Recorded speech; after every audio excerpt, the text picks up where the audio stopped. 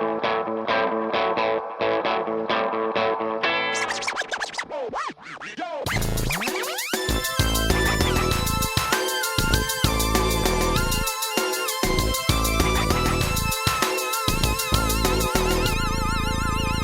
to How We Heard It, the podcast about music, pop culture, movies, and more, with your hosts Wayne Bledsoe and Chuck Campbell. Ciao bong, this is Chuck Campbell with Wayne Bledsoe and... I'm John Baker. I think the reason Wayne always laughs is I look him right in the eyes whenever I say it. And then you say something that just, it sounds like one of your list of words you can't say. Yeah, and maybe I'm saying them wrong, but that could have been hello to everybody in Vietnamese. That's what I thought it was. Oh, okay, cool. You got one. You got a tie the other day there, John. So. Just by virtue of the fact that I went there. Well, there you go. That'll work. Okay, so today we're going to talk about feuds. Yes. And we're about to have one, I think. No. We're going to go round and round. We're going to go round and round. When you suggested this, I didn't think about that I could name that many feuds, and we started talking a little bit, and it's like, well, internally, bands that work together, oh yeah, I know plenty of those. Oh yeah. And there's a few where people dissed other people, and internally, externally, bands, singers. And then former bandmates that just trashed each other. Yeah. So yeah, I know They're plenty everywhere. Now. They can be fun, they can be deadly, they can be, you name it, there's all kinds of feuds. I boiled it down to maybe about a dozen, pretty substantial. Well, just that caught my fancy. So yeah, I haven't counted how many I have here, but it's funny. Once I started thinking about it, I started thinking about, well, all these people I interviewed who started trashing their former bandmates. Yeah, exactly. So sometimes you were at ground zero for the feuds. Yeah, when sometimes you didn't even know they were feuding, and you got to hear about it.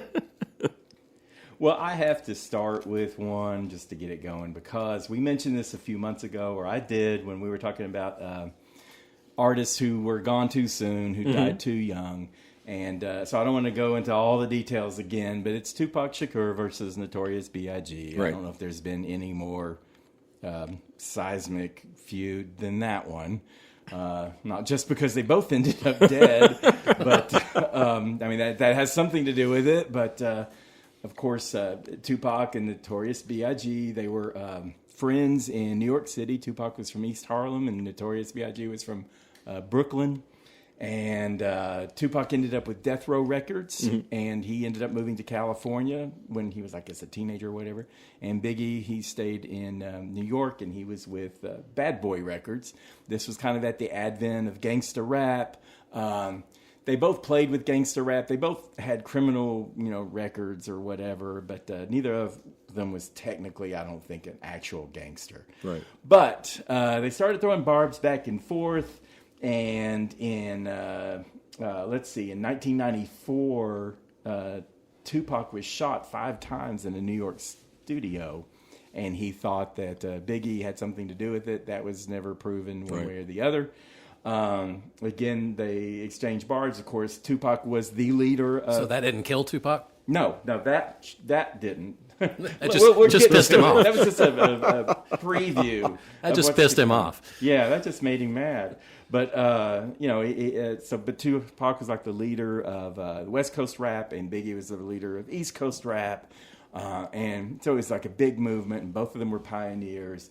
And ultimately, Tupac was killed in a drive-by shooting, September 13th, 1996. He was just 25. And about 6 months later, Biggie was killed in a drive-by shooting on March 9th, 1997, and he was 24.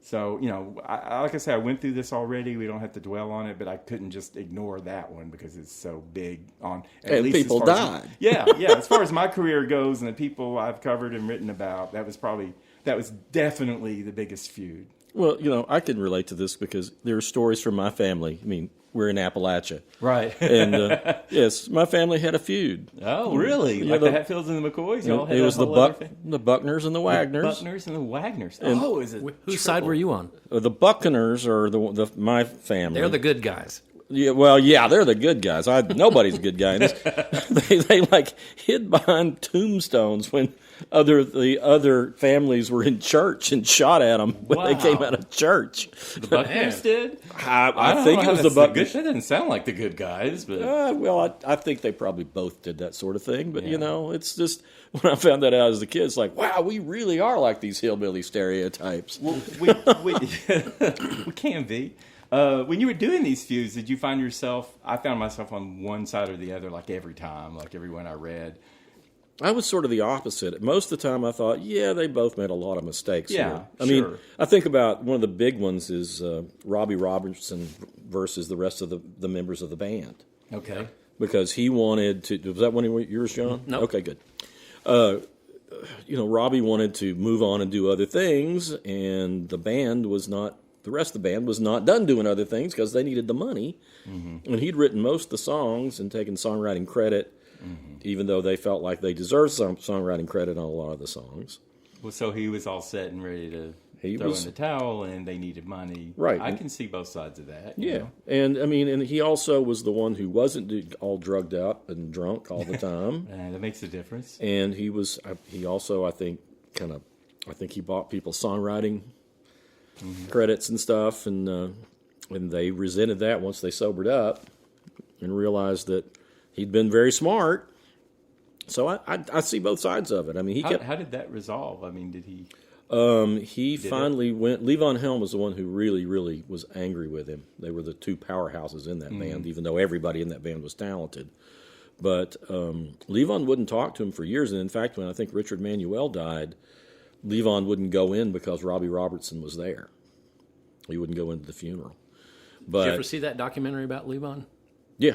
It Ain't In It for My Health. Yeah, that one. It's a great movie. It's great, and I read Levon's book, and then I saw Robbie's documentary, and I think I understand both sides. He was Robbie Robertson was the worker and the guy who kept everything going, and he resented that they weren't, and they resented him.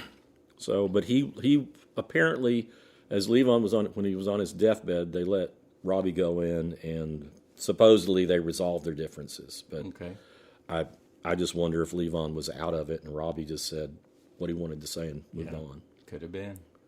Yeah, that's one thing we should say is that, for my part at least, it comes with the disclaimer is like, I don't know how much you can believe, and the way the feud depends on which side you're hearing it from, and you realize that some things are just made up by fans, and feuds sell magazines. And feuds sell magazines. And these days, social media, like, I don't know how many times I've seen them try to drum up a feud between Taylor Swift and Beyonce. Yeah. Because they have the two biggest, fan groups, and and there's not really a feud between them, but nobody can resist any temptation to throw shade on one or the other, and not just those two, just all of them, everybody with social media, and you've got these these journalists, I have in quote marks, that are like, basically, you could write a story. If you called yourself a journalist, you could post a blog, and you could go onto social media, and you could say, Beyonce's too old for that dress. Then you could write a story saying, social media, tells Beyonce she's too old for that dress. You could quote your own social media post, and you've got a story, and it's like, so that sounds like Fox News. Some people say. Some people say, right. And it's, so anything can be fabricated and drummed up now. So we're in an especially dangerous zone of, so I don't know that everything I'm saying here is factual. I'm trying to use, disclaimers as I go, just to say this is what seemed to have happened. Right. So. Yeah, well, it's interesting. I interviewed Dave Mustaine. Okay. Oh, yeah. Years after he'd been fired from Metallica. Okay. He was still pissed. He was still pissed talking about Metallica. Who was he replaced by? Was it Hetfield or no? No, he just was kicked out of the band. He was just kicked out. Okay. Yeah. I think there were too many creative people in the band and somebody had to go, and Dave was just wildly drunk. Yeah, that's what everything I've read is he was just a terrible alcoholic, and they got tired of him. Yeah. But it pissed him off to no end. I mean, but he was a writer, and he did write some of their songs. He did. And Are you obligated to support an alcoholic in your band though, who won't get out? Everybody's got their own line to draw, and I know exactly. I can understand. I can understand his side of it, but yeah. Well, when Jason Isbell got thrown out of the Drive-By Truckers, probably the best thing that ever happened to him. it was definitely the best thing that ever happened to him. I mean, he got sober. He became bigger than the Drive-By Truckers. Man, he is the total package now. Yeah. So, I mean, that worked out. And I talked to him. It had only been maybe 6 months after he'd been kicked out of the band. And I said, I was surprised that you left the Drive-By Truckers. He said, so was I. Well, he moved on, though. I mean, he moved on, and they patched up. He's more popular than... Oh, yeah. Yeah, that's what I thought. He sells more records than they do, for sure. Oh, yeah. Well, good for him, Yeah, well, good for them both. I mean... and I think they're still friendly. They are now. I mean, now. Yeah. And I think he would acknowledge that he was in bad shape and needed to... Yeah. Because, there's a documentary about him. Yeah. Talks all about it. Go ahead. I'm going to get out another inevitable one, the second biggest feud on my beat and everything. Taylor Swift versus Kanye West. Oh, yeah. So, well, I'm on one side on that one for sure. Yeah, it's hard not to be on her side. I'm going to let you finish. Yeah. and neither one of them is finished still, apparently. But gosh. So, but there have been lulls in it. It's not been like an ongoing thing. But in the beginning, Taylor Swift was 19. She was accepting an award at MTV Awards. It's 2009.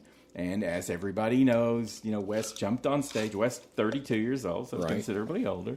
32 years old and just saying, I'm going to let you finish. I'm going to let you finish. She was clearly shocked and kind of didn't know what to do. And then he just went on and on about how great Beyonce's video was. And Taylor she Swift was the one who really deserved it. And she deserved it. What an ass. Blah, blah. I know. And Taylor Swift, she got rattled and she left the stage and people were booing. And she thought people were booing her when they were booing him. Right. But that was kind of Beyonce was kind of like the olive branch because she didn't ask for that either. Right. It didn't help her at all, and she made some kind of gesture. Are they still together, Beyonce and Kanye West? They were never together. No. Beyonce's with Jay-Z. Okay, I'm sorry. I get. I don't know that whole world. Yeah, so well, Kanye, like friendly with Jay-Z and Beyonce and all this, but they were never. Okay. They were never a thing. So give her more credit than that, I guess. But anyway, it went. It kind of settled down for a few years, but then, Kanye did apologize, and Taylor Swift, when she understood she wasn't the bad guy, she was shrugging it off, and then they were acting friendly, and they were like appearing together. And I think at one point he asked her to appear at the MTV Awards to give her an award, to give him an award, for her to present an award to him. It was like icon status or some big award from that MTV. sounds like him. Yeah, and she did. But then he heard, then she found out that he said that he asked her to because he knew it would get him a biggest audience. So that pissed her off. And he's just constantly saying something and couldn't resist saying something. And it kind of came to a head. He had a song called Famous in 2016, and he called her a bitch. And said that'll do it. And said something about how he still thought he was going to sleep with her. Yeah, he still thought he was going to sleep with her, and he called her a bitch. Yeah. And she said, "That's just advice. That's not a way to sleep with somebody." No, unless they have incredibly terrible self-esteem or some other issue. Yes, but anyway, so no, that. She didn't take to that, and she's older now, and she's defending herself more when this came along. And, she said this didn't happen, and he didn't have my permission to do this, and he was saying he did. Well, then Kim Kardashian, who was Kanye's wife at the time, had this. Yeah, there you go. Yeah, Kim Kardashian. Are they together still? No. They are also not Surely still she realized he was mentally crazy. Yeah, I think everyone's pretty much caught on to that, At some point, it dawns on them. Not mentally ill, mentally crazy. I like this. Here's our therapist. I have a master's degree in counseling, by the way. That sounds like a very professional evaluation and diagnosis. John stopped doing it because too many people were just mentally crazy. But anyway, so Kim Kardashian, she released an audio of this conversation that Kanye and Taylor Swift had. And it turns out it was heavily edited audio. Mm-hmm. But in it, you can tell that Taylor is agreeing to let Kanye mention her in his song. Right. But then she asserted again, I never said he could call me a bitch or talk about sleeping with me or Right. anything like that. Well, that kind of shook her up, and Taylor Swift kind of disappeared for about a year. Because, she felt like the tide kind of turned against her, and people were saying, no, she's lying about, Right. this audio. Well, then they came out with the full audio, Mm-hmm. and it was very clear that everything she said was the truth, Mm-hmm. and that Kardashian was just promoting, like a doctored audio and all that Yeah. stuff. So they were fighting back and forth, and then Taylor came back she did a song called "Look What You Made Me Do," and she came back from hiding and got back on social media, and she started taking on Kim Kardashian too, because Kim Kardashian was playing along, and they just divided everybody. It went on, and in a Rolling Stone interview in October of 2019, Taylor Swift said, "I'm done with this. If you want to be on bad terms, let's be on bad terms, but just be real about it." So it seemed like, okay, they're going to move on now. And then in 2024, Kanye came swinging back at her again. Oh, for God's and then she released a diss track on Kim Kardashian called "Thank You, Amy," which if she spelled out the letters, it was Kim. And she was just saying, "Thanks for letting me know what a fake blah blah blah you are." And then in April of 2025, Kanye said, "I'm mad I haven't effed Taylor Swift from both sides yet." Oh, for goodness! But the thing is, you can step back and you look at where their careers are going, and she's never been bigger, and he's becoming more and more of a footnote. And he picks a lot of fights with everybody, just kind of on the side things. But that Just a shit stirrer. yeah, He sure is. he is, and she rose above. He just wants attention. Yeah.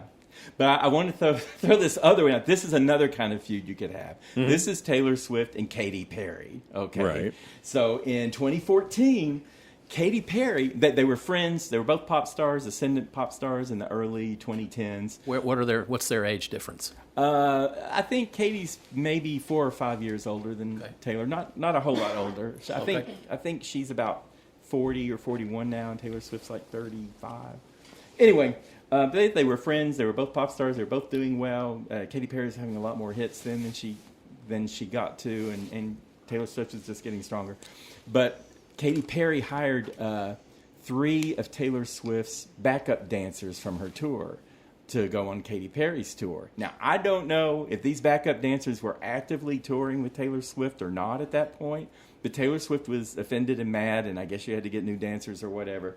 So Taylor Swift came out with the song "Bad Blood," and Katy Perry responded with the song "Swish Swish." But in 2018, Katy Perry sent Swift an olive branch, and then she publicly apologized for swiping her dancers. And then Swift declared on Instagram that they found peace at last. And anyway, and then she posted a picture of them together. And then my favorite part of this is in 2019, Taylor Swift had the song "Look What You Made Me Do," and it was a video. It was about people fighting and everything. And at the end of it, for some reason, Taylor Swift is dressed up like this big order of French fries, and she's looking around. They were like outside at this kind of carnival type thing, and she looks around, and she sees Katy Perry dressed up as a big hamburger, and they both get like teary, and they go and they hug each other, and everything's fine. And that's how you have a feud: just a misunderstanding, a little snap back and forth, and then you're good. There you go. Well, that's the Beatles too. Okay. Because who was the French fries and who was the hamburger? Well, I guess John is the hamburger, Paul is the French fries, Ringo's the milkshake, and George is the apple pie. Apple pie's good. I like apple pie. I was thinking onion rings, but apple pie's even better. That's all pretty good. But they all, when they broke up, everybody was suing each other. Yeah. And then they were all writing diss tracks about each other. Yeah. Starts out with Paul writing "Too Many People," which is a barbed shot at John. And John fires back with "How Do You Sleep?" "How Do You Sleep?" which is like, "Too Many People" was very veiled. "How Do You Sleep?" was really direct. Mm-hmm. The sound you make is music to my ears. Yes, and the only thing you done was yesterday, and since you've gone, it's just another day. Which was another one of Paul's songs, one of his little cutesy songs. One that John despised. Yeah. And then the "Sue Me, Sue You" blues by George Harrison. And then Back Off Boogaloo was Ringo dissing Paul. Did he get some writing help on that? I don't know. From the title, I would say no. I'm not sure. George and he wrote some things together, so maybe it was. Maybe Did George George and Ringo ever have a fight between them? I don't think anybody had a. Well, I guess Ringo had a beef with Paul. Well, Ringo was pissed off because everybody was suing everybody, and Paul was. I mean, and it all came over management. Yeah, because the three Beatles, other than Paul, decided they wanted Alan Klein to be their manager, and Alan Klein, if they just talked a little bit more of the Rolling Stones, they'd realize that Alan Klein though he would get money from the record company, he would take a whole lot of money. Yeah, and he was a con man. He was a total con man, and Paul wanted lawyer. I know it's hard to believe. I've never heard of it. And Paul wanted his wife's dad, John Eastman, to be their manager. Oh, okay. So there's a big rift. Yeah. And then, they finally, everybody got over it, and everybody kind of got along, although George and Paul still traded barbs here and there, more than John and Paul did at the end. At John's end. Yeah. But by then, I think John and Paul had pretty much resolved their... Yeah. I mean, they knew time moves forward, and... Yeah. Anyway. But George made a few pointed remarks at Paul afterwards, because I think he felt like Paul was the main person who kept him from getting more recognition for songs and getting more songs on albums. You're kind of on the other Beatles side in this, it sounds like. And I probably would No. be too. No? I mean, I am to some extent, because, Paul wanted his father-in-law. Yeah, but I wouldn't like that. But Paul's father-in-law would have done a whole lot better job than Alan Klein did. Well, okay, yeah. Alan Klein was just a shark. Yeah, he was. And that's one of the things that John liked about him, is he was like an old Jewish guy, scrapper from the city, Right. that just Take care of things. Yeah. Yeah. But he also screwed a lot of things up. All right. So anyway, they all at the end got friendly again. Well, I got one that I think there were multiple feuds going on, and it resulted in some really, really fine music. The one I'm thinking of now is Fleetwood Mac with Rumors. Yeah. Because, Stevie Nicks and Lindsey Buckingham were writing songs at each other. Right. And also, Christine McVie had her ex-husband, John McVie, sing in harmony on You Make Lovin' Fun, which was about her new lover. Right. And Mick Fleetwood was going through a divorce, and so he and Stevie Nicks were kind of shacked up. It didn't really amount to much, but, and yet, listen to Rumors. There's not a bum note on that record. It's an one of the amazing greatest albums of all time. I know. Yeah. So, that's a good one. and the Police. Yeah. Notoriously just did not get along. Really? Okay. Stuart Copeland is well, they're all very opinionated, and Right. Sting can be really, what's the word, pompous. Okay. And Stuart Copeland just not going to take any pompous. shit. And they just famously argued. Oh, yeah. You still don't hear them say anything nice about each other. No. But yeah, on that one, I do side with Stuart Copeland more. Yeah, I don't know. He seems like he's got a real funny sense of humor, and he's kind of a pretty likable guy, but I don't know. Who knows? Yeah, it's kind of like, if you've got like one person driving the art, though, and then the others resenting them and calling them, and I don't know that Sting, I don't know that it wasn't more evenly divided than that, but sometimes you might have one person who is kind of a jackass, but they're also like, pulling all the strings, Yeah. So that can happen. And then if it doesn't happen and someone just thinks they're more important than they are, then that's infuriating. There's no guarantee a band's going to work out and last, No. And sometimes it's the tension that drives the band. Tension can make them better. Yeah, if they can step back, Yeah. And just create their art and not let their personal differences get in the way of their art. They can have their fights and all that stuff, but when it comes down to, they have to be on the same page when it comes to making the music. And I think that's the case with the Police, because they put out some really great records. Did. Yeah. Well, I talk about the Kinks all the time, and it's like there's no volatile brother feud Right. between Ray and Dave Davies. Right. And like fist fights on stage. And then Dave got into it with the drummer, Mick Avery, because he was always pissed because he would like side with Ray, I think, or wouldn't get in when he knew that into the argument when he knew he would have sided with him. Right. And one night, Mick Avery like took his cymbal and crashed it over Dave's head, knocked Dave out, and he thought he'd killed him, and he was out. He like left because he thought he was going to be arrested for murder. Wow. Were they drinkers or something, or is it just like they were hot-headed, sober? They did drink, but they were mostly just hot-headed. And when Dave had his stroke, he went to live because they'd get back together when they'd have something bad happen. They would take care of each other. Right. But Ray, like, I think he stayed with him for like 2 weeks or something, and then Dave said, "I got to go." Right. I mean, I could see if I were in a band, I could see I can't be around hot-headed people. Yeah. And people just tell it like it is and stuff like that. It's like whenever someone says, "Oh, I tell it like it is," I'm like, "Oh, stay away from me." Because when you're patting yourself on the back at how blunt you are, it's like I don't want to hear it. I mean, that's not how I was raised. I wasn't raised to yell at anybody or be yelled at. And some people, it's natural for them and they don't mean anything by it. But if they're not going to change, I'm not going to change. I couldn't, And I've had, there've been working relationships over the years where I had the wrong person either answering to me or I was answering to them. And that just caused so much extraneous stress that I didn't need, Well, I mean, we could do a whole show on brother acts. Yeah. Because, but brothers are... Yeah, Oasis too, Yeah. Oh, yeah. Yeah, well, Oasis is one for sure, and they both seem like jerks to me. I've been in at least 3 bands with brothers, and they always form a voting block. Yeah. It's so frustrating. Well, I mean, most of the time with the people like, the Kinks and the Black Crowes, the voting block is against each other. Well, that was never the case. Imagine that. Imagine if you were a third party in a band of brothers like you were, John.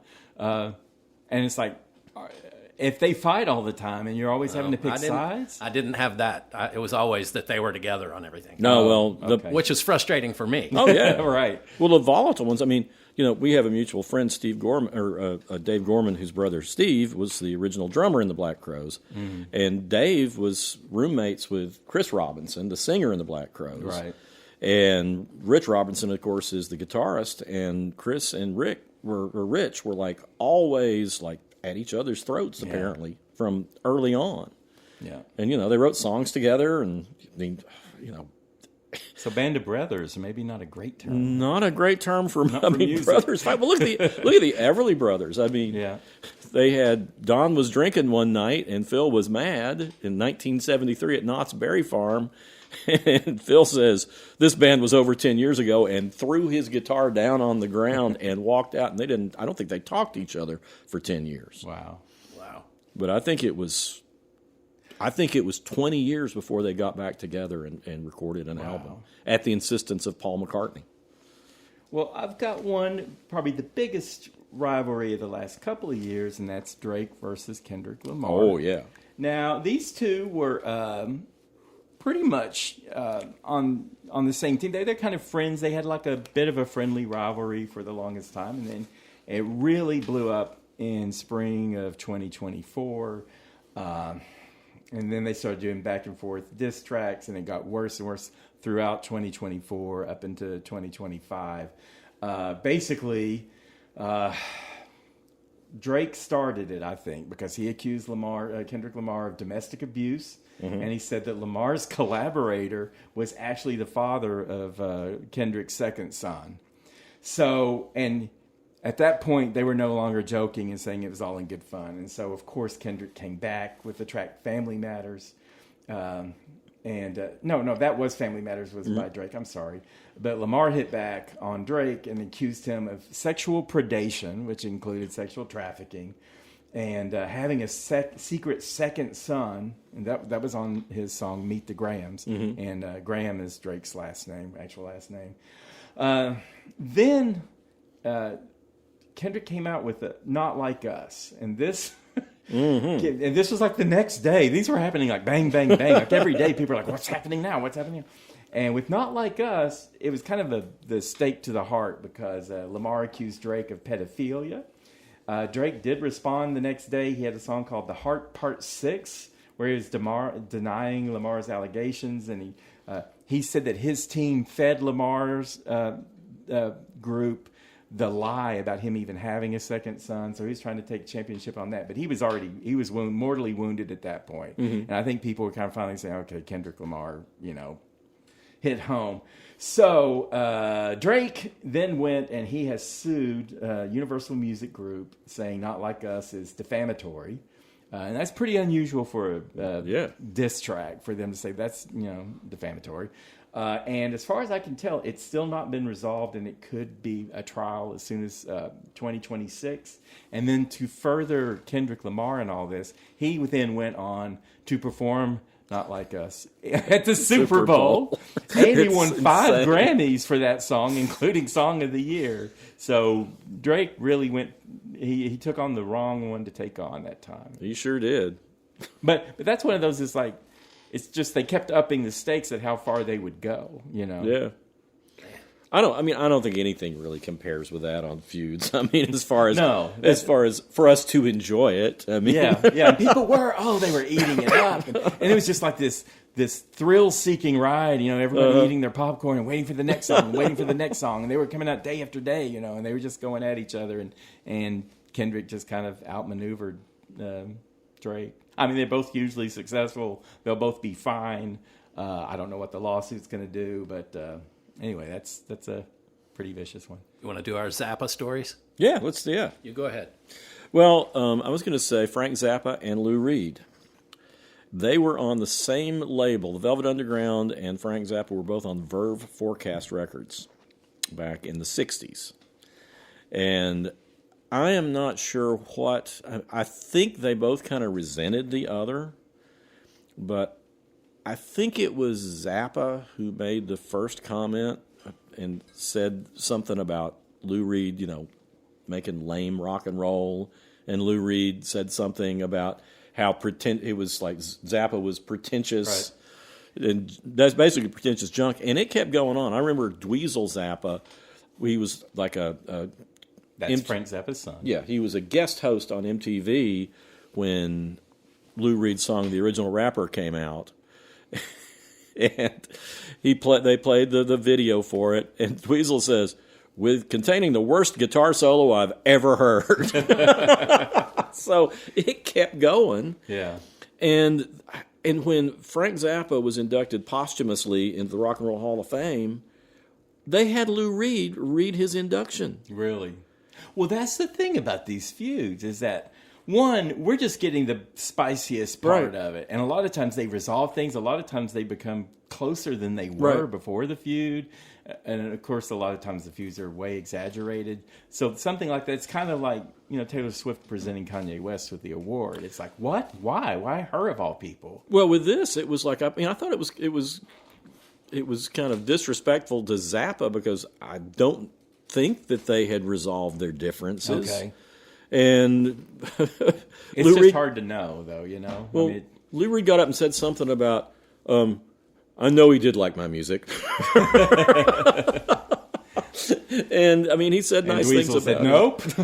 Yeah, I wish one of the times I'd asked... When you got kids who can attest to the truth, I wish I had asked Dweezil about that one of the times I talked to him, but I didn't. But, man, it was they were pretty hot against each other. You got one too, John? Yeah, I read this from Adrian Belew, who had been playing with Zappa. Yeah. And David Bowie went to the show, and it was Zappa's last show on the tour. And David Bowie, always known for, I think one of his greatest skills was that he found just the most amazing guitar players. Yeah. And he was interested in Adrian Belew, and it was advertised. Amazing, yeah, and it was Zappa's last show of the tour. So, you presume he doesn't have a gig waiting for him. Right. And so David Bowie goes and introduces himself to Adrian and asks him to come have dinner. And they go to a restaurant and sit down, and in walks Frank Zappa while they're having dinner together. And David was like, Frank, it was a great show. Will you join us? And Frank looked right at Bowie and said, F you, Captain Tom. he demoted him from major down to captain. And David was like, honestly, it was great. F you, Captain Tom. That's all Zappa would say to him. Yeah, well, Adrian actually told me that story. Oh, he did? Yeah. I think some of these. I mean, it's ego and everything. This is an industry that's just totally dependent on ego, and not just rock guys. I mean, the rappers too, and the pop singers. I've not even gotten to them yet, but. Do you think they're a little more crazy on average? You, John, our psychology major, how would you diagnose them? They're psychologically crazy. Delusions of grandeur? Just psychologically crazy. Yeah. That's a good generic term. They're nutso. Well, I mean... Totally bananas. You know, one of the ones that I didn't think about until now, but Bill Monroe, and I think I told this story on here before. I don't know. Bill Monroe could not stand the Stanley Brothers because you did. Yeah, because he thought they stole his shtick. Yeah.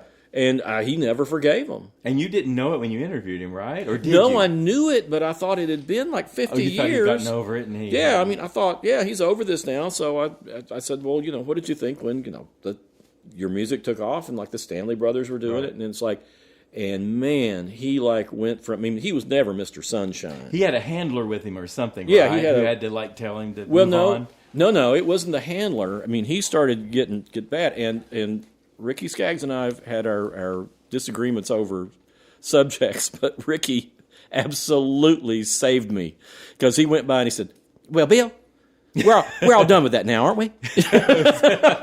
It was Ricky Skaggs. Ricky Skaggs. Ricky Skaggs was passing through, and he heard it. Said, "Let's move on." Yeah, and Bill Monroe goes, well, "Yeah, I guess we are." But he was not over. And he was really old at that point, wasn't he? 80s at least. Yeah, he was. I can't remember how old he was when he died, but that was just a few years before he died. Wow. But Ricky knew him well, and Ricky saved me that time. All right. I got one. Richard and Linda Thompson. Oh, yeah. They made what is regularly in the top 200 best albums ever made, an album called Shoot Out the Lights. Right. And while they were making it, they were going through a divorce. Wow. And they just had to schedule the studio so that Linda would come in when Richard wasn't there, and Richard would come in when Linda wasn't there. But famously made a great record. Yeah. Well, I got some diva fighting. Oh, okay, here we go. This is more fun. So, there's the whole, and this isn't just divas, but the whole thing of when you're a singer, when you're a popular singer and a young singer's coming up, you've got to be gracious and kind of give them their props and all that. And people just don't want to do that, especially not the prima donnas and the arrogant, narcissistic people. Well, so Whitney Houston, of course, she struck before Mariah Carey. And Whitney Houston was big throughout the 80s. And in the early 90s, Mariah Carey came out. And she was like taking off like a rocket. Now, Whitney was already, at top level, but Mariah Carey was like gaining on her like no one had, right? And so they asked Whitney Houston, said, what do you think about this Mariah Carey? And she said, what do I think of her? I don't think of her. So, I didn't know that one. So, yeah. Oh, it gets better. But anyway, then she just kind of made fun of it, and they appeared on Oprah together, and they appeared at the MTV Video Awards. It was a total joke because they were both wearing a one-of-a-kind dress that was the same dress, No. So they had fun with it and everything, and they even recorded a duet together, When You Believe. And when Whitney Houston died, Mariah Carey was like, I just loved her. So, but let's move on. So then Mariah Carey's big, right? And J-Lo, Jennifer Lopez, is taking off.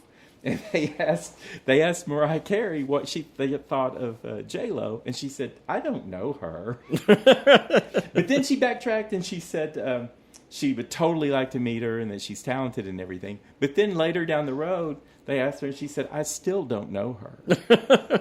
So I thought that was funny. And I want to go on to Cher passing it along to Madonna. Oh, well, Madonna was in with everybody. Well, yeah, but the thing about Madonna is she usually took the high road. And Cher, it wasn't even a feud. Cher is just kind of laughing about it and just being nonchalant and everything, but she goes, oh, she's a mean person, and people are like, what are you talking about? She goes, oh, she's really talented. I really admire her talent and everything, but she's a C word. and Madonna just rolled with it. She's like, hey, Cher said I'm extremely talented, and Cher would make jokes about, oh, my rival, Madonna, she'd bring that up. But Cher's just like in a good place, and she just always seems to have a pretty, but I've always loved Cher. Yeah. I mean, Cher's lovable, and Madonna usually tries to stay out of these things. But Elton John, I was hoping you would couldn't bring this up. resist taking his digs at Madonna. It's almost like it ate him up, and every time something would happen, he would just start lashing out. And he said, "Me and my big mouth," but then he'd come at her again, and he accepted some award, and he went up there and just went off on her lip syncing in concert. And it's like, well, let's see you get your fat butt off the piano bench and dance then, Elton, But Madonna was just riding it by and just ignoring. And he said, I'm sorry, I shouldn't have said that. And then there was some award that they were both up for. So I think it was a soundtrack song. And it wasn't Elton John, it was his husband, I think, David Furnish, who came out and said, it was they were making fun of Madonna, saying she had no chance of winning, and then Madonna won, and so they went out and they were lashing at her again, and Elton just keeps coming at Madonna and keeps coming at Madonna. It's like a James Bond movie, wasn't it? I think it was Madonna. Yeah, it was a James Bond. Yeah. It was Die Another Day, and he was like, "How could that be a James Bond?" Well, he said it was the worst James Bond theme ever. And the thing that she would just her response would be like, "Oh, Elton," just she wouldn't come back at him or anything. And finally, I think this year, it was, April of 2025, he finally said, it's always been my fault, and it's always my big mouth, and I love this woman, and she's fantastic, and they're all hugs and kisses now, so until something else happens, he's over it. I read his autobiography not too long ago, and I didn't know if I was going to like him or not, but I thought he came off really well because he seemed so honest. Yeah, he was honest, and that's it. Cher is honest too. She's like, I think Madonna's great and everything. She's just a mean person. What are you going to do? It's like, but then it came Madonna's turn when Lady Gaga was coming up. So now Madonna's established, like Whitney was, like Mariah was, and Lady Gaga comes out, and Madonna had a big hit. Called Express Yourself in the 80s, like late 80s, I think. And it was a big hit, and it was telling women, don't go for second best, don't let men keep you down, and blah, blah, blah, blah, blah. So then, 20 years later, Gaga comes out with Born This Way. Now, they're both kind of like electronic-driven dance songs, and they're anthemic. Oh, I got it right? Yeah. I knew that was wrong, but okay. So Madonna... That one kind of rankled her a little bit, and she said that she found... It rankled her why? Well, she said that she found Lady Gaga's Born This Way to be, reductive of her own Express Yourself. Oh. Now, Lady Gaga's was an LGBTQ anthem, and it was, so it wasn't just it was a similar message, but it's just, baby, you were born this way, be yourself and blah, blah, blah. And I think people, maybe Madonna's friends, she's got a lot of yes people around her. And I think at that point, Madonna was kind of having a little trouble keeping her career going like she was used to. And Lady Gaga was definitely eating her up, And I have to say, I think these are both great songs. I think Express Yourself is one of Madonna's best songs. And I think Born This Way is one of Lady Gaga's best songs. They're both similar. And they're both kind of like Bowie. They're both constantly reinventing themselves and changing their styles and changing their music. So they're both talented. And I don't think... I do find some similarities between Born This Way and Express Yourself, but it's definitely not just an open copy. And that's not Lady Gaga's style anyway, because she is very imaginative, and she borrows from different things, but she's always creating something original and her own. So... I kind of felt more, and Madonna finally gave up, but she said, what did she say? I'm just glad I helped Gaga write it. So she took a little credit there at the end. So Madonna, she played it cool with Cher, she played it cool with Elton John, but somehow Lady Gaga got under her skin. And as far as I know, Gaga didn't do it. She bristled, anyone calling her a copy of anything, because that's not, Gaga's pretty talented, Yeah. But it's they've moved on. So. That's good. I think I have to bring up Crosby, Stills, Nash and Young because they all fought each other. Yeah. Everybody got pissed off at everybody. I've interviewed Crosby and Nash, who always seemed to be the closest of the bunch to each other. And the last time I interviewed Nash was after Crosby just wouldn't shut his mouth. He was just dissing everybody, and Nash just seemed exasperated and said, basically, we'll never work together again. Wow. And, they haven't. Oh, wow. Wow. But Time's running out. yeah, Crosby was just throwing shade on everybody. Yeah. But yeah, He's busy decomposing now. yeah, I know. But Nash has always seemed Is like he the one that had the child with not Melissa Etheridge? One of the who was it? Melissa Etheridge. It was Melissa Etheridge. Okay. Yeah, he was the sperm donor for their child. Sperm donors. I mean, you're going to go and say, what? We could probably get any rocker we wanted. Let's take David Crosby. Yeah, I know. Well, like, really, His blood's got to be full of all kinds of yeah, stuff. I know. It's like, and he's not the prettiest man either. no great singer. He was. Yeah, he sure. was. A lot of women Talented. liked him when he was young. I mean, he was Yeah. But somebody who has such severe substance problems, Right. Yeah. why would you want them to be the father of your child? Of course, I guess they were friendly in some way or something. yeah, no? but I think they were, but still. I'm sure she was friendly with other men. But I believe the boy's passed on now too. I believe her son died. Oh, I didn't think know so. that. Oh, okay. Oh, the son died? I think so. I have to. Here we are doing it on the podcast. I'm not absolutely positive, but I think so. Okay. I have three that kind of go together. Okay. So I'll try and go fast. All right. First, this one won't take long, but the band XTC, later in their career, they realized that their record deal with Virgin Records was just a horrible deal. Yeah. But Virgin wouldn't let them out of it. So they just went on strike. Okay. And they did not record anything for like 5 years until the contract ran out. So they were feuding with the industry then. Yeah. Yeah. Well, there are quite a few people who feuded with the record companies like that. But then, keeping with XTC, one of their later albums, and I think people might say it's one of their best, is Skylarking, was produced by Todd Rundgren. Yeah. And Todd Rundgren is very sarcastic. So is Andy Partridge. Right. And Andy Partridge is a control freak. And so is Todd Rundgren. And they just butted heads. They just did not get along at all. And, Andy Partridge walked out of the sessions many, many times and just felt horrible about it. And in the end, looking back, I've heard Andy interviewed, and he said, time has humbled me into accepting that Todd squeezed some of our best work out of us. Yeah. That's good. I hadn't heard that. But, and then so sticking with that, Todd Rundgren and John Lennon famously had a big beef in Melody Maker magazine, and I want to read you a little bit of it. First, Todd Rundgren had just come out with his album. Faithful? I think it was Faithful. No. I'm sorry. Todd. Okay. And he went to do an interview and just veered off course and started talking about the Beatles and started saying things like,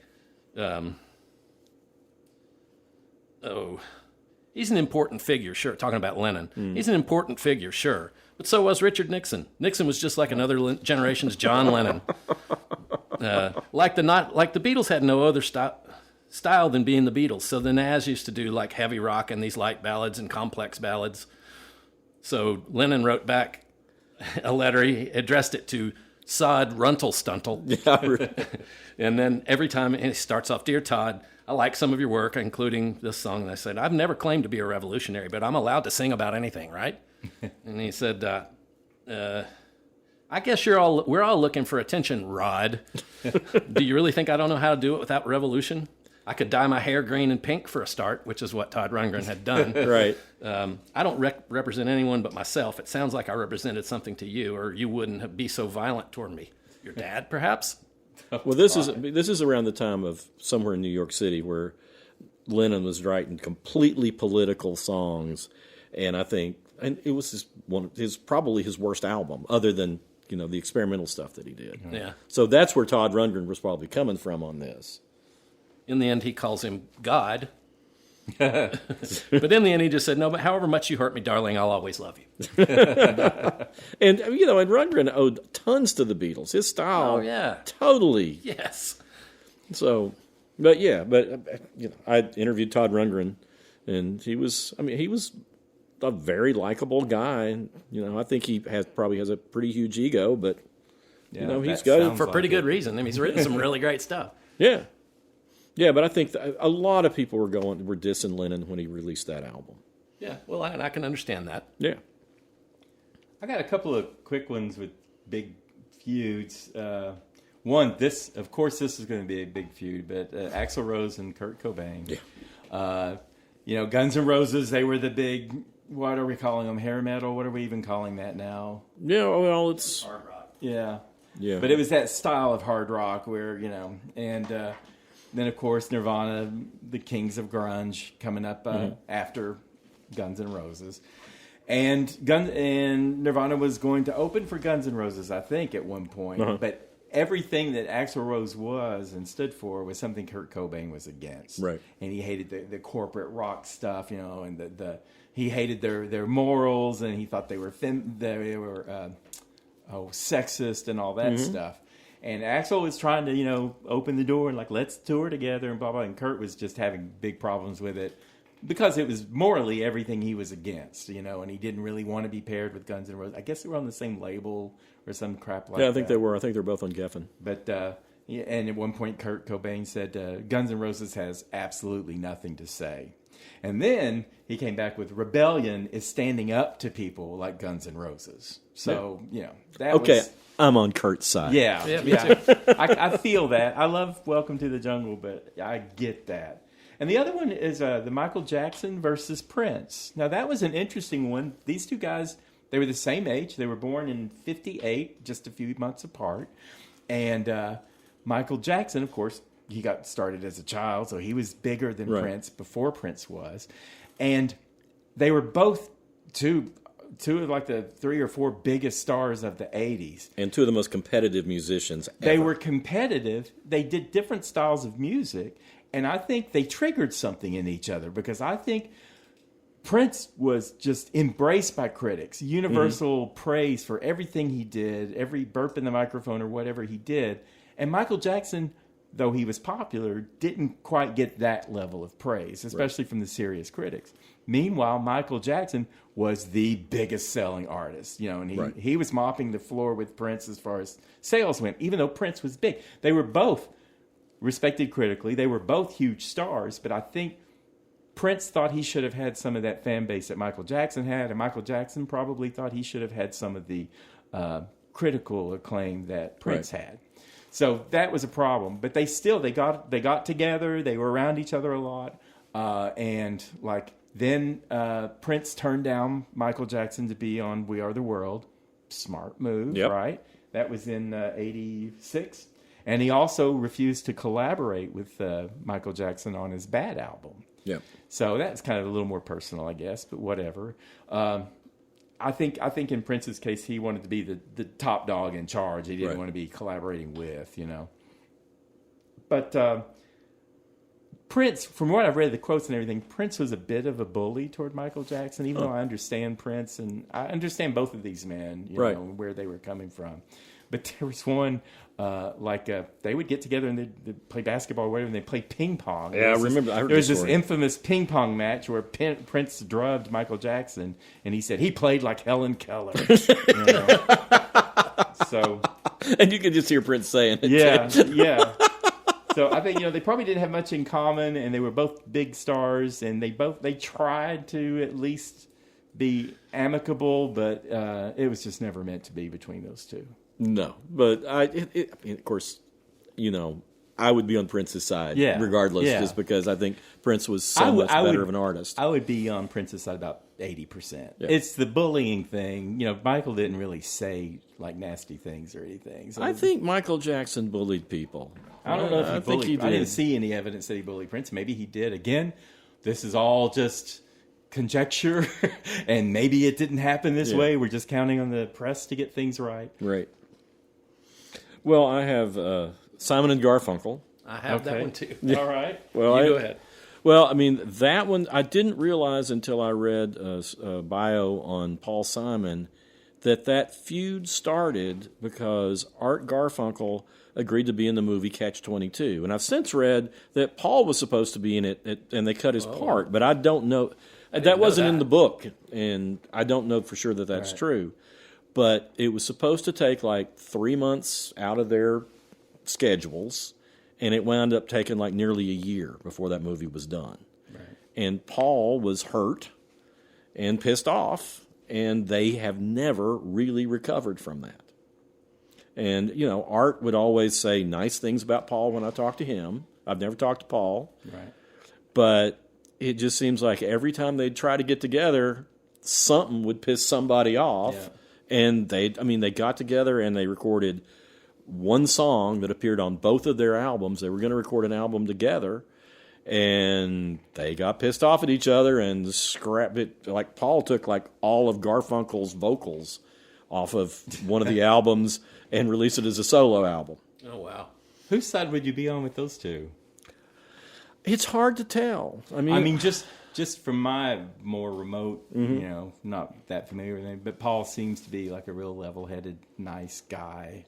I think And Paul has a big ego. Garfunkel seems kind of eccentric. I think Paul has had some anger issues, too. Okay. Yeah, and when I talked with Los Lobos, they still feel like he stole one of the songs on Graceland from them because he asked, for them to come up with something, and they had a song they were working on. Yeah. And he said, great, and then took it and adapted it, and they got no songwriting credit. Okay. Oh. Wow. So that was Steve Berlin who told me about that, but they've talked about it many, many times. They were on the same level. And I love Paul Simon's music. Oh, I do too. I think he's one of the genius songwriters in America. Yeah, one of the best we've ever had. Yeah. So, but I do think he probably has a pretty big ego. And Art has an ego they too. all do. I'm just, I'm just resigned that all the big stars have giant egos. Yeah. But Paul, I guess he's hiding. He seems to more, if they have a soft-spoken voice or something like that, you think, oh, they're cool. It's like, don't believe it. No, I think he's probably got a bigger ego than Art does. But, okay. But, I got along great with Art, and he was, he wasn't going to, talk badly about his own voice or anything, but it was me that having to bring up, those songs wouldn't have been half what they were if he didn't have his voice on. You had something, John? Yeah. How about the White Stripes and the Black Keys? I didn't know about that. I read about that not too long ago. I didn't know about it before that. Well, Jack White is just... I remember there was one Bonnaroo music festival I went to where Jack White played, Kanye West played, someone else. But it was just like a battle over who could have the biggest ego. I was at that one, too. Yeah, Jack White was like, what did he say? Thomas Edison was just a patent clerk. And he, was it Thomas Edison? Or was it Alexander Graham Bell? It was somebody. I don't remember. But he said, and he just did these experiments on the side because he had time to. And that's kind of like me, I write these songs on the side because I have the time to do it. Just in some rambling way, comparing himself to Alexander Graham Bell. And Kanye West compared himself to Henry Ford and Walt Disney. It was ridiculous. I was in the camp listening to him go on at 4 o'clock in the morning. Oh, Kanye? Yes. Oh, man. I was trying to sleep. It was like, every year since then, somewhere painted on a fence, it says, Kanye still sucks. But apparently Jack White accused the Black Keys of ripping him off, and they kind of were. But they're pretty similar. They're very similar. Yeah, but I mean, that's a style that is like... somehow, I reviewed both of them, and I somehow always liked the Black Keys better than White Stripes. So I was kind of... If they were ripping it off, I like whatever spin they put on it. Yeah. I think they may be more competent musicians. Yeah, well, that's probably Jack White's a good musician, but... Yeah, he is. But when you're drawn from the same sources, you're going to get the same sort of thing. Right. Jack White got going before they did, yeah. But they were all listening to the same music. Yeah. So I just don't think that he's right. They may have borrowed stuff from him, and the record labels probably when they signed the Black Keys said, "Oh, well, it's working for the White Stripes." Yeah. I got one more, and I don't know if it's a feud in music, but doesn't involve musicians. Okay. Mr. Hammond, that invented the Hammond organ, one of the most widely used keyboards in rock and roll music. Right. And then another inventor, whose last name is Leslie, invented a speaker enclosure that works great with a Hammond organ. It involves a speaker that's mounted on an axle, and it spins around in a circle, and it modulates the sound. It uses the Doppler effect. So it raises and lowers the pitch against the original one, and it's a beautiful sounding thing, and they just work great together. They sound great. But Hammond hated Leslie and he would not make. So the Leslie cabinet has a proprietary plug that you have to plug in. Well, Hammond refused to put one on any of his organs. So then other companies sprung up to make adapter kits for Hammond organs so that you could put a Leslie cabinet with it. I had no idea. I thought it was all together. No, they hated each other. How about that? Yeah, I mean, you don't think about a Hammond organ without a Leslie speaker. I know. And Hammond just hated Leslie. Interesting. I think Leslie was kind of like, well, I don't understand. I'm just trying to make it better. But Yeah. to me, in my mind, after learning that, I was firmly on the Leslie side of things. Yeah. But I do love my Hammond organ. Yeah. Wow. So I thought, who would be the most, I don't know, the one who looks for feuds the most, the one who goes out looking for feuds the most. And you might think Kanye West, you might think Eminem, you might think Nicki Minaj, but it's definitely Azalea Banks. And you probably don't know her. I don't know Azalea Banks. She is a rapper. She's modestly talented, and she's funny, and she's disturbing, and she's disturbed in some ways. She's desperate for attention, and she has eviscerated everybody on social media for 15 years now. Just anybody, you name it, you think of them. I made a list, and this is a long list, but it's only about 20% of the people she's gone after, all right? But this is Ariana Grande, A$AP Rocky, Beyonce, Billie Eilish, Cardi B, Charlie XCX, Chappell Roan, Diplo, Doja Cat, Eminem, Erykah Badu, Grimes, Ice Spice, Jay-Z, Kanye West, Lana Del Rey, LCD Sound System, Lil Nas X, Lizzo, Megan Thee Stallion, Miley Cyrus, Sabrina Carpenter, SZA, The Weeknd, Dave Chappelle, Greta Thunberg, Obama, Hillary Clinton, Kamala Harris, Robert F. Kennedy Jr., Elon Musk, Australia, Brazil, Sweden. Seriously, Thailand, She goes after whole Arabs, countries. Irish people, J.K. Rowling, RuPaul. I mean, and that's just the tip of the iceberg. And Must be fun going through life that filled with hate. Yeah. Oh, I bet she's not. Crazy. And it's funny. She's just trying to get attention. Yeah, she's trying to get attention because her music's not getting her there. She's had periodic hits now and then. And, there's so much. She always talks about how she can do better, but she just comes at people out of the blue for anything at all. And most of the time, there's a whole Wikipedia thing about it, and it's not just a page, but like a scorecard or whatever, and they underline the people who responded to her at all. They put some in red or whatever, and most people, they just ignore her completely, or they actually they'll snap back and cut her down, and she just moves on and moves on and moves. I mean, she's really way over the top. If you looked her up, and she spells her name Azealia, so it's not typical Azalea. Of course, it wouldn't be, but it's pronounced Azalea Banks, and she's had a couple of good songs that I like. But oh my God, she's just such a handful. Well, it sounds to me like she's just trying to get some. And she does. She does. You'll see headlines all the time, and a lot of times it's these journalists or whatever who don't even know who they're writing about. They'll say, rapper takes on Mother Teresa for her, whatever, raggedy dress or whatever, and be like, what? And then you look, and it's like, oh, it's Azalea Banks. That's, something else. I just want to add here, yes, I was unfortunately correct about Bennett Cipher, who's Melissa Etheridge's son, who died of an opiate-related overdose. Oh, that's terrible. Yeah. Well, I'm sorry about that. Or says causes related to opiate addiction. All right. How old was he? 21. Well, real quick, Chicago versus Peter Cetera. Okay. I interviewed Peter Cetera years after he was out of Chicago, but there was another one of those situations where Chicago was not doing so well. Everybody was doing all sorts of substances, and the producer came in and said, we need this guy's voice more. And they had hit after hit after hit with Peter Cetera, but then they resented it because he was too influential and everybody geared everything toward him. So he left, and neither one of them had as good a career as when they were together, but they still don't get along. Okay. At least the last time I heard. The Ramones, Joey and Johnny, hated each other. Oh, I didn't know that. Johnny was right wing, Joey was left wing. Oh, that's going to be a problem. Yeah, and they were pissed off at each other all the time. Johnny was a a real taskmaster and got everything on time and everything, and Joey was not. Mm-hmm. I never got to talk with Johnny, but I liked. Well, I've told you about Joey. Mm-hmm. I liked him, but I accidentally insulted him. Yeah, you said just fun dumb rock or Yeah, just good old dumb rock and roll. Dumb rock and roll. First of all, my music is not dumb. Pink Floyd and Roger Waters. Oh, yeah. Which is one of the great ones because Roger Waters thought, well, they can't do anything without me. And he, dissed Dave Gilmour, who was like their vocalist and the guitar, did more for their songs than anything. But none of their songs were as good.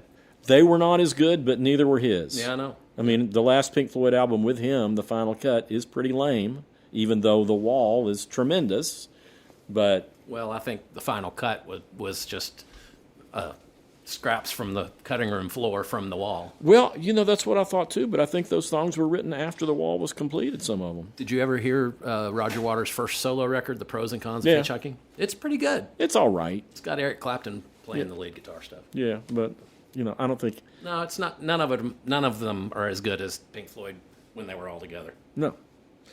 But anyway, I mean, and then I think they're Pink Floyd will never be back together. They can't be back together now because we've got Rick Wright's gone. But that's one of those sad things where it's like nobody from that band did as good as when they were together, and they patched up their differences here or there, and then they separate again. Okay. So- Got a recommendation? Yeah. All right, let's move on to recommendation. I think we're running a little over. I'm not Okay. sure. My recommendation will be short. All right. Tom Shipley from the band Brewer and Shipley recently died, so I want to recommend the 1970 album Tarkio, which contains One Toke Over the Line, which is generally the only Brewer and Shipley song that everybody knows. I've heard you mention that one before. Yep, it was written about having one toke too many. I have heard a Muzak version of that song.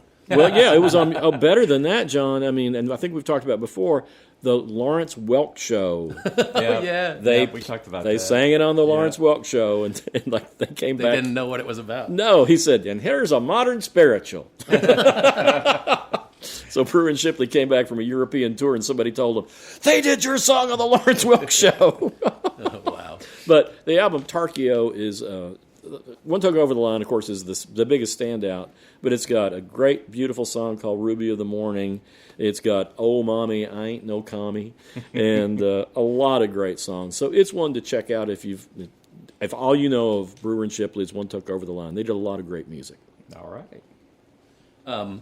I've got one, and I'm not sure if you've recommended something from this artist, but I do know that you have noted how much you like her, and I'm talking about Kirsty MacColl. Oh, Kirsty MacColl. And she was a British songwriter, singer, and her very last album, she was killed in a boating accident. Saving her two sons. Yes. But her last album is called Tropical Brainstorm, and you would like it, Chuck, because Okay. she had, in her later years, had been vacationing in Cuba and in South America. Mexico. And Mexico, and absorbing a lot of the musical styles there. And this whole album is almost all salsas and sambas and Tropical Brainstorm? Tropical Brainstorm. It is so good. The songs are great. She's a fantastic lyricist. And she had just divorced her husband, heavyweight producer Steve Lillywhite. And she vents, and she's not mean about it. She's just talking about, all the, like there's one song called Treachery. And the catch line is, treachery's made a monster out of me. And she's talking about how she's following him around all over town. And there's another one called Designer Life. And she said, there's a new car in your driveway and a new blonde in your bed. And, this is your designer wife and your designer life. And in fact, on the album before that, she's got a song called I Can't Stop Killing You. Which is great because she just envisions all the ways she wants to kill the person. Well, it also has a song In These Shoes, which got really popular because of Sex and the City. Yeah. Oh, yeah, that's a great song. These shoes? I don't think so. I don't think you'd survive. So let's do it. All right. Sarah McLachlan, we've talked about her, the founder of the Lilith Fair. She has a new album out. It came out September 19th, 2025. It's called Better Broken. Her voice, she's 57 now, and her voice is as beautiful as ever. It doesn't seem like it's. She has such a nice voice. She does have a nice. It's very warm, velvety, smooth, and everything. But she always has a little something that I can't define that she puts in her sound. The songs are kind of downbeat, which isn't surprising, and it's sort of a breakup album. The title track, the song "Only Way Out Is Through." She even drops the F word on just kind of out of the blue on a song called "One in a Long Line." But then she's got her supportive songs, which she's done before, like Gravity. And she does a love song duet with Katie Gavin, which I thought was interesting. It's a singer from the band Muna in Los Angeles. So that was an interesting twist, because I don't think Sarah McLachlan is gay. I know Katie Gavin is. But anyway, it was well done. It was a good song. Is it produced by the same? She worked with Pierre Marchand. I don't know. I'm not for sure. so long, and the records she did with him sound fantastic. And she's got, I think, two of the best songs to me. There's the one that's a piano-based melancholy song called Wilderness. And it has this punchline in, because she's moping and kind of sad and everything. But it ends with, you can take yourself into your wilderness and disappear. So it's like a kiss-off. Yeah. But to me, the highlight of this album is most unexpected, because it sounds like Sarah McLachlan, and you want it to be Sarah McLachlan. You don't really want her trying something weird and different. But the last song is kind of weird and different. It's called If This Is the End.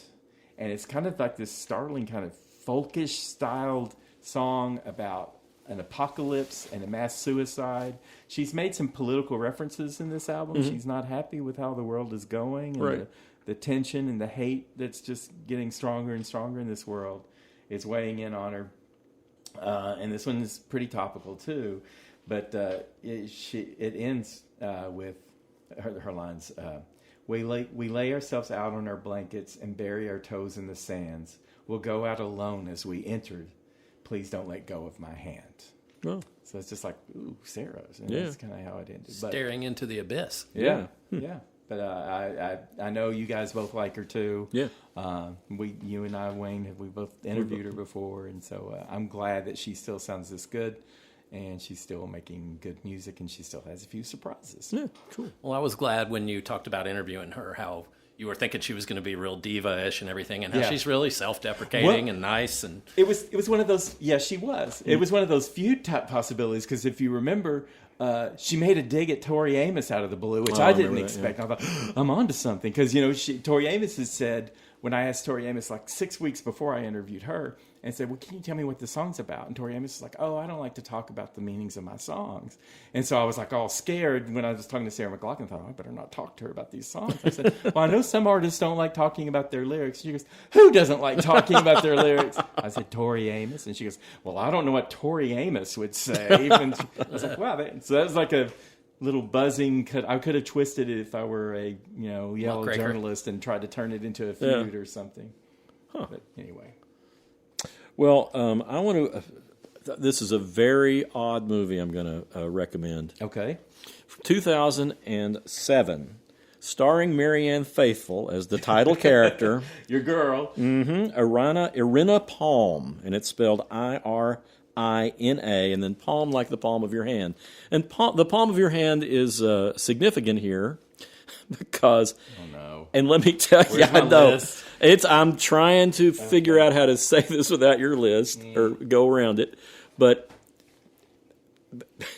this movie is extraordinarily sweet and affirming when you get to the end of it, and it makes you feel good at when you finish it. But she is a grandmother. Okay. Who is going to have to she's trying to find a way to pay for a medical procedure that her grandson needs. And she takes a job in a sex shop, basically, giving a manual stimulations behind a door to people. Okay. And it sounds like it's going to be just crude and horrible. And there's some places where you're just like laughing because you can't believe you're watching this, right? And this is the thing, is she becomes like legendary because she's so good at this. But the movie is so incredibly sweet.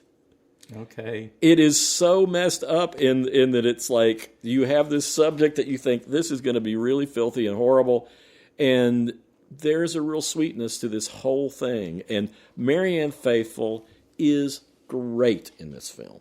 I mean, okay. she was always. I believe she would be. Yeah, she's always been a good, a great singer and on stage and everything. And she's been in several movies. Yeah, I've seen her acting before, and she's got a presence. Yeah, and this is probably her best thing, and nobody knows anything about it. But I'm sure it was hard to promote. Yeah, I'm sure. A friend of mine gave me the DVD. I don't know where it's streaming. On it. Get your hands on this DVD if you have a DVD player. Yeah. But anyway, it is terrific. It's like I said, it's sweet, and you don't see it coming. All right, John. I didn't really mean to say that, but okay, John, you go. Yes, I just was looking through Netflix and saw and I don't know why I even watched it because when I saw it, I was like, I don't want to see that. But it's a 2-part documentary just came out about Charlie Sheen. Okay. And he's at the very beginning of the thing. They ask him, are you sober?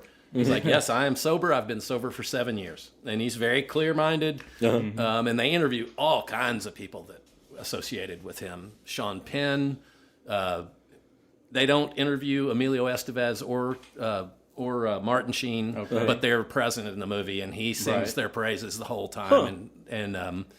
But it's really interesting.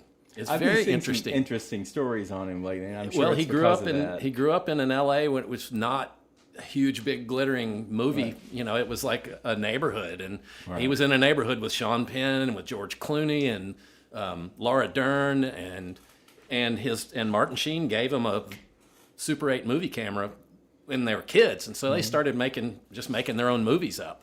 And Emilio and him and Sean Penn made all these little movies, and they show all kinds of clips of them. But Martin Sheen, when he was on location, he took all his boys with him, and so he spent time in the Philippines, like 3 years in the Philippines, where they were shooting Apocalypse Now. Wow! And then they go through, him becoming a star. They showed the scene of one of his first kind of big coming out. It was just one tiny little scene in Ferris Bueller's Day Off. When Jennifer Grey he's great in that. Yeah, and he's sitting there with a leather jacket on, and he purposely, he's supposed to be a washed up, drugged out punk, which he ended up being. Right. But at this time, he was just a method actor, and he said, so I stayed up all night long because I wanted to get there, and I said the shoot was in the morning, and he said I wanted to look like I was just bleary eyed and tired, and he said, and I ended up falling asleep a little bit, and I overslept when I was supposed to be there, and I got there, and Jennifer Grey was just pissed at me. I'm trying to give you a chance. But then he did that one little bit part, and all of a sudden there was like, holy crap, we've discovered a new star. He's great in that little part. I mean, he's in there for maybe 4 minutes. Yeah. Because I just rewatched that not too long ago, and he's terrific. And I'd forgotten all about him. And it's like, I did too. When they were building up, talking about it in the documentary, I was like, I don't remember Charlie Sheen being in Ferris Bueller's Day Off, but he is. Yeah. All right. But then and another thing, they were after him to do the Karate Kid, and they said, we need you in karate training tomorrow. And he was going to carry the movie and everything, and he went and told his dad, and his dad said, you can't do that. You've already gave your word that you were going to do this other project. And he's like, but that other project is a tiny little low budget. I've only got like 4 lines, and he said, you gave your word to do it, and you got to stand up. That's your reputation. And so, he goes, I was pissed at my dad, and I missed out. And Ralph Macchio just went on and became this huge, huge star. But then he got Platoon, and while he was filming Platoon, Oliver Stone liked him so much that he booked him ahead for Wall Street. And so I've just watched the first half of it. Okay. Each half is an hour and a half. So Okay. I'm going to watch the other half tonight. What's it on? It's on Netflix. Okay. It just came out like a week ago. Well, Okay. Well, for those of you 6 listening, weeks ago. it'll be or wherever. 6 months ago. Yeah. So I've got this movie. It's an indie movie. I saw it in the theater. It came out September 5th, 2025, but it's probably not going to be in theaters by the time this episode goes out there, but it's called Twinless. Have you heard of Twinless? No. Okay, I saw it at Downtown West, our art theater. And they call it a comedy. It's more of a drama than a comedy. It does have some comedy in it. But it starts, Dylan O'Brien is like this 30-something-year-old guy named Roman. It's in Portland, Oregon. Uh-huh. They were going to set it in Seattle. I don't know why they moved it to Portland, but they do go to Seattle, but that doesn't matter. But he plays, and we start with a funeral, and it's a funeral for his twin. And he and his mother are there, and people are coming up to him, and they just break down because he looks like his twin, you know. So his twin is dead, and his mom and he are very sad. And they make a point in it, I think he and his mom end up fighting when they're cleaning out the brother's stuff. And she says, you know, you really need help. And he goes, yeah, you do too. And she said, yeah, that's true. But anyway, he ends up in this therapy group, and it's all single twins. So it's twins who've lost their twin brother or sister. Yeah. So it's really interesting, and the therapy is interesting, you know, and they talk about, I think at this point, that there's no loss that anyone feels greater than losing your twin. Yeah. And you can't explain it if you don't have a twin, but it's really like another part of you.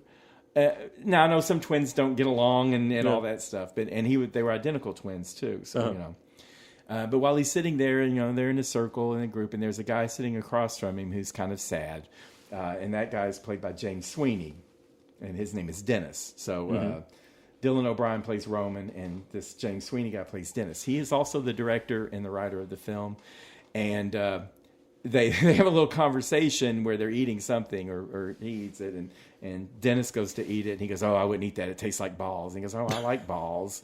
He goes, oh, you know, so he's just staring at him, and then he goes, oh, God, that's awful. And then you find out that Roman's brother was gay. Roman's not gay, but his brother was gay. And so he just kind of hits it off. The Dennis guy doesn't reveal as much about himself. He's not as forthcoming as Roman. But then they had this friendship, and he's kind of Dennis is sort of filling the void that Roman's brother left behind. And Dennis sets him up with a girl he works with, and they become, you know, boyfriend girlfriend. And then Roman sets Dennis up with a guy he works with, and they date some. And it's heavy. It is funny at times. Like there's a scene where Dennis and what was the gal's name? Marcy. That's Roman's new girlfriend who works with Dennis. So Dennis and Marcy go with Roman to his mother's house for Christmas. And Roman and his mother in the house, Lauren Graham plays his mother. And they just start fighting. And Dennis and Marcy are just sitting out in the living room. And then mom just comes out and says something like, you know, do y'all want some cider? And they're like, yeah, sure, you know. But anyway, it had funny moments, and it had like character revelations that come out, and it's really a deep story. You get to know more about Dennis, and you know the void that Roman has, and there is dark humor, but there's a lot of good acting in it, and it's an unusual story. Lauren Graham's great, and she was great. Yeah, she only had a few scenes, but she was great in it because she was devastated as well. So it's got sadness and everything, but it's satisfying, and the acting's good. And it's kind of hard to watch at times. It's kind of heavy, but it had enough humor to you know keep you from running out of the theater. So I think it's worth your time if you like kind of a good drama. It sounds like an interesting subject, anyway. Yeah, it was. Yeah, cool. All right. Well, we'll go off and find something else. How do you say goodbye in Vietnamese? I don't know. Well, I'm learning hello in like 40 different languages. Don't put goodbye on me. Maybe it's aloha. It seems like aloha works all the time. So. Aloha works for everybody. But anyway, we'll be back. You can write us at howweheardit@gmail.com if you've got any comments or suggestions for topics or what have you. And you can find us on all the social medias, YouTube, Facebook, X, Instagram, TikTok, you name it. And anyway, and we'll come back with a new topic next time. Goodbye.